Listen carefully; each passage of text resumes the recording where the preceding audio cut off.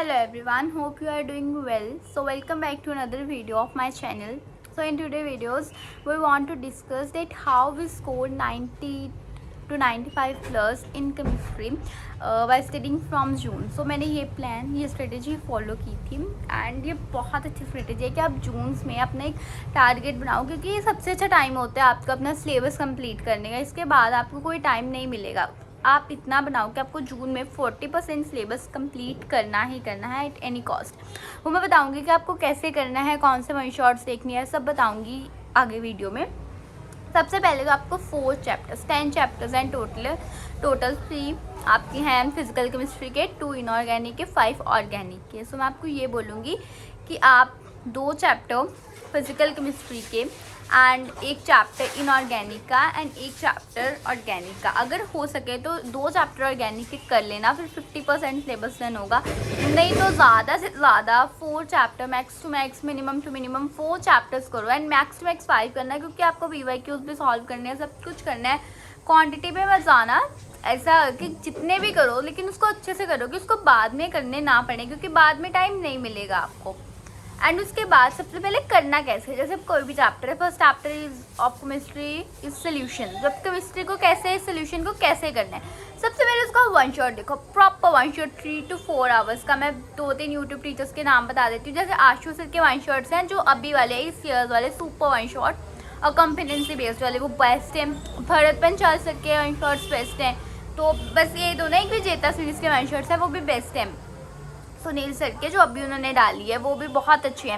ये 3 one shots देख लो। अगर आपके पास कोई बैच नहीं है तो, अगर आपके पास बैच है तो अकॉर्डिंग टू बैच अपने चैप्टर कंप्लीट कर लो, फिर बैच के अकॉर्डिंग 1.5x पे देखना पड़ेगा आपको। तो ऐसे करके तो अब क्या करना, वन शॉट देख लिया, 2 दिन लगा के वन शॉट देखो, उसके नोट्स अच्छे से तैयार करो। एक सेपरेट नोटबुक, मैंने आपको लास्ट वीडियोज़ में भी बोला था, एक सेपरेट नोटबुक्स लगाओ, उसके नोट्स अच्छे से तैयार करो। उसके नोट्स अच्छे से तैयार करने के बाद 2 दिनों में वन शॉट कंप्लीट होते हैं एंड उसके बाद PYQ सॉल्व करो। अब कौन सी बुक से PYQ सॉल्व करने हैं, मैंने एक एग्ज़ाम आइडिया से किए थे, उसके PYQs बहुत अच्छे थे, बहुत ज़्यादा अच्छे थे। तो अब ये ना करना कि बहुत सारी बुक्स से कर ली और ये अच्छे से एक ही बुक अच्छे तरीके करो, बहुत अच्छे तरीके, तो आप डेफिनेटली गुड स्कोर कर जाओगे।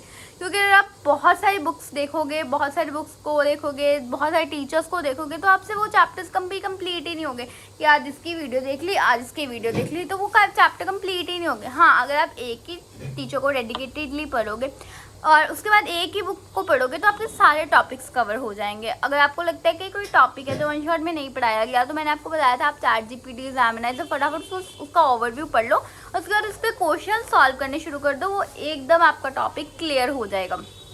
और उसके बाद ऑर्गेनिक केमिस्ट्री आपने कैसे करनी है।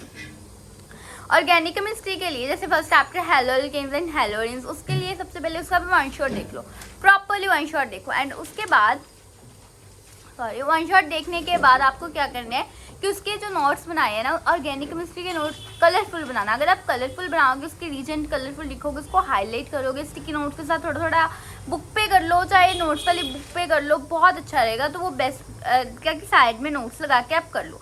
एंड उसके बाद सेकंड क्या है कि अगर आपको उसके क्वेश्चंस करने हैं, एग्जाम आइडिया पे जाके NCERT सॉल्व करो। NCERT उसकी ऑर्गेनिक के लिए बहुत ज़रूरी है। मैं ये नहीं कहूँगी इनफ है, इनफ नहीं है, बट इम्पॉर्टेंट है। 50% 60% क्वेश्चन डायरेक्ट आते हैं NCERT से। मैं आपको अपना पेपर दिखा दूंगी तो आप उस पर देख लेना कि कितने कितने क्वेश्चन डायरेक्ट NCERT से आए हुए हैं। तो NCERT को नहीं छोड़ना है किसी भी कॉस्ट पे। हाँ, NCERT प्रॉपरली ऑर्गेनिक की तो मस्ट है, करनी ही करनी है। और फिजिकल केमिस्ट्री के जो न्यूमेरिकल्स हैं वो NCERT के नहीं आते, मतलब स्टेटमेंट्स चेंज हो जाते हैं, क्योंकि NCERT की कैलकुलेशन थोड़ी ज़्यादा डिफिकल्ट होती है, वो रियल एक्सपेरिमेंट डाटा होते हैं इसलिए। और जो उसमें आती है बोर्ड्स में, उसमें डिफिकल्ट कैलकुलेशंस नहीं आती है, हाँ, लेकिन कंसेप्ट बहुत डिफिकल्ट आते हैं बोर्ड्स में, तो उसको आपको कंसेप्ट ज़्यादा क्लियर करने पड़ेंगे, कैलकुलेशंस इतने नहीं।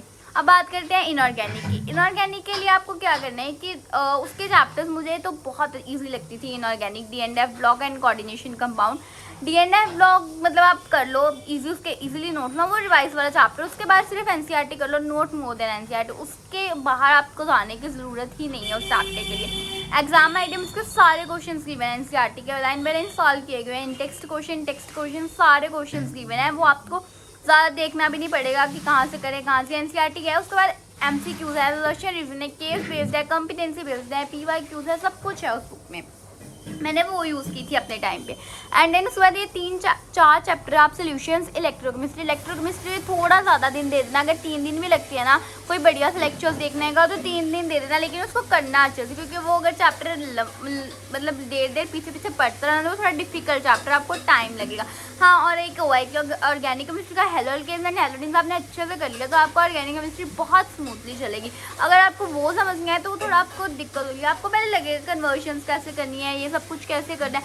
कन्वर्जन्स के लिए आपको क्या करना है कि कन्वर्जन सीरीज स्टार्ट हुई थी फिजिक्स वाला सेट की, तो वो कर लेना, वो बेस्ट है, क्योंकि उससे ज़्यादा मुझे लगता है नई कन्वर्जन्स आती हैं। अगर आपको ज़्यादा करनी है तो एग्जाम आईडी में जितनी भी कन्वर्जन है वो सारी कर लेना, उससे ज़्यादा नहीं आएंगी।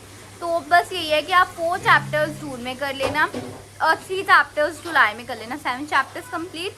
हाँ, अगस्त में 2 चैप्टर कर लेना, 9 चैप्टर्स आपके मिड टर्म से पहले हो जाएंगे। उसके बाद 1 चैप्टर रह जाएगा, अक्टूबर में आपने PYQ सॉल्व करने स्टार्ट कर देने हैं। इससे आपका सिलेबस अक्टूबर तक बिल्कुल फिनिश हो जाएगा। उसके बाद आपके पास टाइम है। केमिस्ट्री का सिलेबस बहुत ईजी है और अगर आप इसको अच्छे से करोगे ना तो आपके 100 आउट ऑफ 100 आ जाएंगे, ये मेरी गारंटी है। अगर आप अक्टूबर से भी PYQ सॉल्व करो, नवंबर PYQ सॉल्व करो, दिसंबर PYQ सॉल्व करो, चैप्टर्स नहीं दोबारा करने। चैप्टर्स आपने एक बार कर लिए तो उसके नोट्स से ही पढ़ के आपने क्वेश्चन सॉल्व करने हैं। जिस तरह का मर्जी क्वेश्चन आते उसको बार बार न्यू क्वेश्चन देखने हैं, पुराने क्वेश्चन ही नहीं करी जाने कि जो आपसे सॉल्व हो गया आप उसी क्वेश्चन दोबारा कर दो, ऐसा भी नहीं करना है।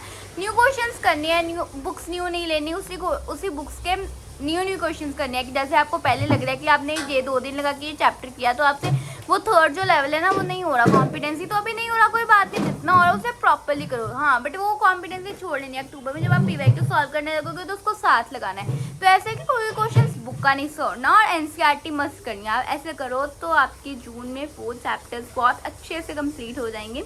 And that's all for today video. Thank you.